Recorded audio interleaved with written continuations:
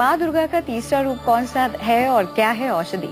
देखिए, तृतीयम चंद्र घंटेति, तीसरा रूप माता का चंद्र घंटा का है। आह्लादकारी घंटा, चंद्रमा जिसके घंटा में विराजमान है वो माता चंद्र घंटा है।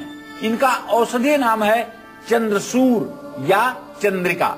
चंद्रिका का पौधा धनिये जैसा होता है। धनिया जिसकी आप चटनी बनाते हैं, दाल में डालते हैं, वो धनिया का जो पौधा होता है वो चंद्रिका का भी पौधा इसी तरह से होता है।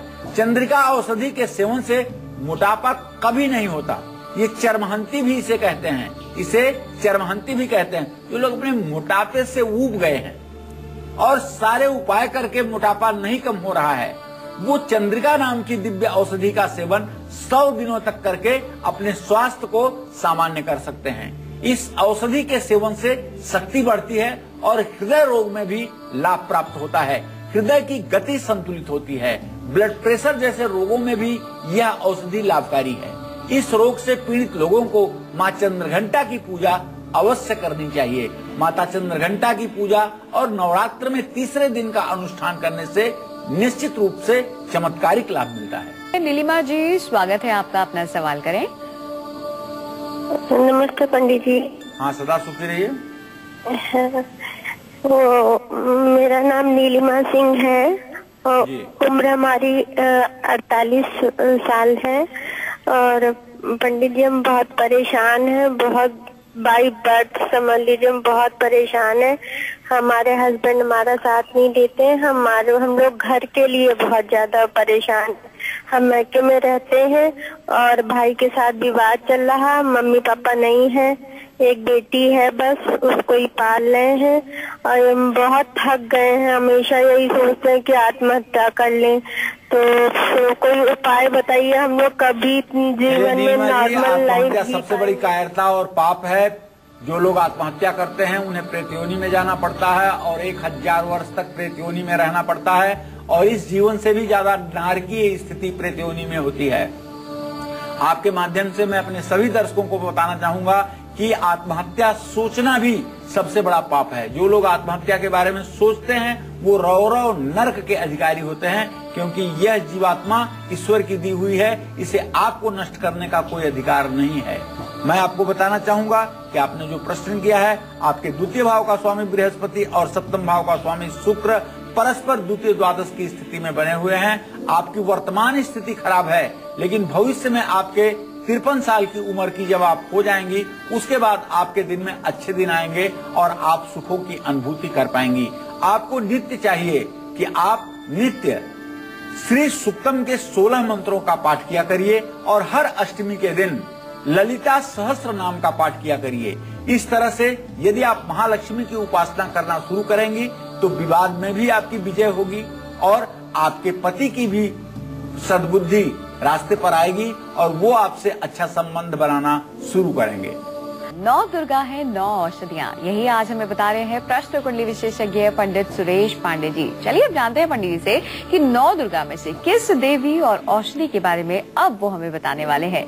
पंडित जी, चौथे रूप की अगर हम बात करें माँ दुर्गा के, वो कौन सा है और क्या है औषधि उनसे जुड़ी हुई? कुष्मांडे चतुर्थकम, चौथा रूप माता का कुष्मांड का है। कुष्मांड को बातचीत की भाषा में कुम्हड़ा भी कहते हैं और जिसका पेठा बनाया जाता है उसी को कुष्मांड कहते हैं। उसको रेत करके चीनी के सिरे के साथ जब उसे जमाया जाता है तो वो पेठे का स्वरूप ले लेता है। इस औषधि के सेवन से रक्त विकार, खून से संबंधित विकार दूर होता है और मानसिक रूप से कमजोर लोगों के लिए यह औषधि अमृत के समान गुणकारी है। कुम्हड़ा पित्त एवं गैस को दूर करता है।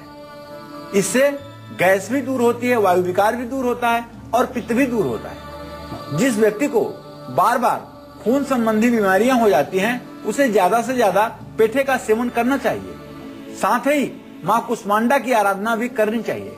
आपने कोई भी यज्ञ किया होगा, कोई भी अनुष्ठान किया होगा, कोई भी पूजा की होगी जिसमें बलि प्रदान का एक कार्यक्रम होता है, वो कुष्मांड की ही बलि दी जाती है।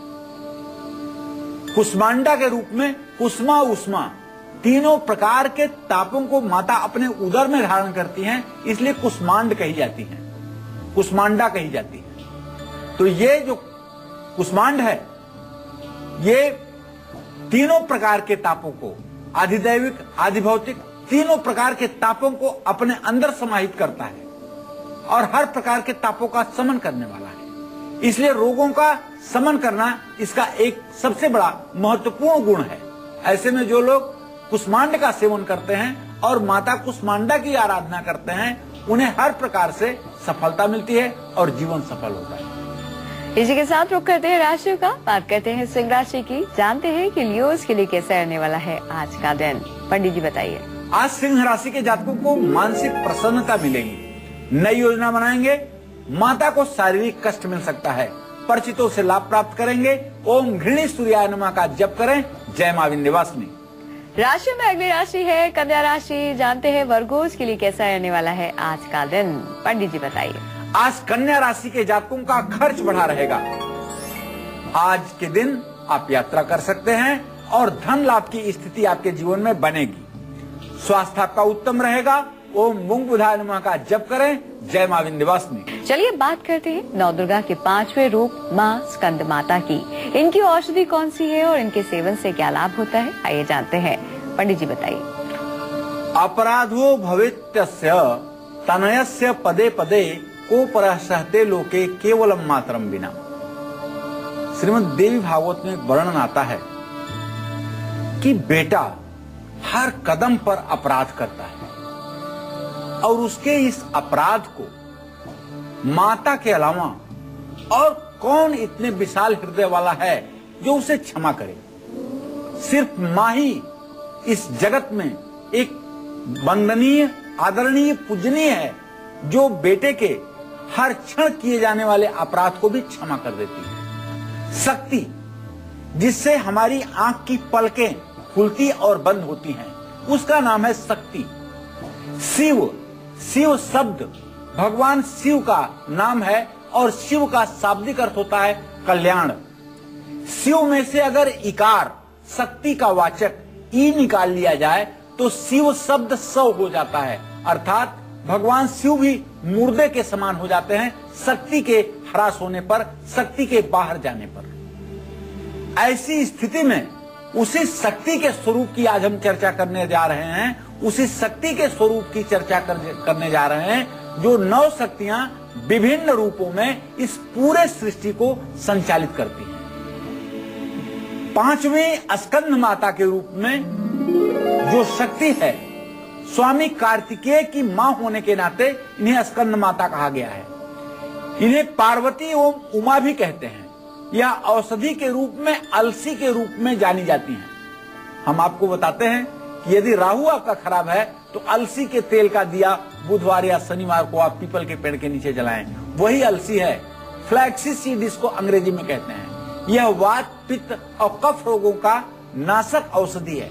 इस रोग से पीड़ित व्यक्ति अगर स्कंद माता की आराधना करें और अलसी की बनी हुई चीजों का सेवन करें तो निश्चित रूप से स्वास्थ्य तो ठीक होता ही है, चेहरे पर एक अद्भुत कांति चमकती है, एक अद्भुत आभा दिखती है, जिससे व्यक्ति का जीवन सफल और श्रेष्ठ बनता है। रुक कर रहे हैं राशियों का, बात करते हैं तुला राशि की। जानते हैं लिब्रंस के लिए कैसा रहने वाला है आज का दिन। पंडित जी बताइए। आज ग्रह गोचर के कारण तुला राशि के जातकों को थोड़ा सा मानसिक तनाव हो सकता है। शिक्षा के क्षेत्र में व्यवधान हो सकता है, लेकिन स्वास्थ्य उत्तम रहेगा। मान सम्मान की वृद्धि होगी। ओम शुभ शुक्राय नमः का जप करें। जय मां विंध्यवासिनी। होशियारपुर से एक दर्शक जुड़ गई है, विनीता जी, स्वागत है आपका, अपना सवाल करें। हेलो जी। हाँ जी, नीतिका नाम है। मितिका। हाँ जी जी जी, स्वागत है आपका हमारे प्रोग्राम में। अपनी उम्र बताइए, उम्र बताइए, सवाल करिए। 25 दिसंबर 1999। जी। हाँ जी। कितने बजे पैदा हुई, क्या जानना चाहती हो? हाँ, नहीं उसके बाद ना पूछना थी, बाहर ना लगूगा कि नहीं लगूगी कि पहले भी। पता नहीं आप क्या प्रश्न कर रही हैं, हिंदी में पूछिए। जॉब के बारे में, विदेश जाने के लिए पूछ रहे हैं। अच्छा, आपने विदेश जाने के लिए प्रश्न किया है मित्या जी। तो मैं आपको बताऊं कि मंगल और सूर्य दोनों ग्रहों की द्वितीय द्वादश की स्थिति है। अभी आपके विदेश जाने का कोई योग नहीं है और नौकरी लगने का भी कोई योग बनता हुआ दिखाई नहीं दे रहा है। अभी कम से कम आपको नौकरी मिलने में 1.5 से 2 वर्षों का विलंब लगेगा। चलिए अब बात करते हैं नौ दुर्गा के छठे रूप की। नौ दुर्गा का छठा रूप कौन सा होता है और इसकी कौन सी औषधि होती है, आइए जानते हैं। पंडित जी बताइए। षष्टम कात्यायनी तू, छठवां रूप माता का कात्यायनी दुर्गा का है। जानते हैं कात्यायन ऋषि के आश्रम में इस देवी का प्राकट्य हुआ था। एक स्थ तद्भू नारी व्याप्त लोकम त्रयम तुषा, तीनों लोकों को अपने अंदर व्याप्त करने वाली इस देवी का नाम कात्यायनी पड़ा, इसलिए कि कात्यायन ऋषि के आश्रम में इस देवी का प्राकट्य हुआ था। यह देवी देवताओं की रक्षा करने के लिए और देवताओं को भय से मुक्त करने के लिए प्रकट हुई थी।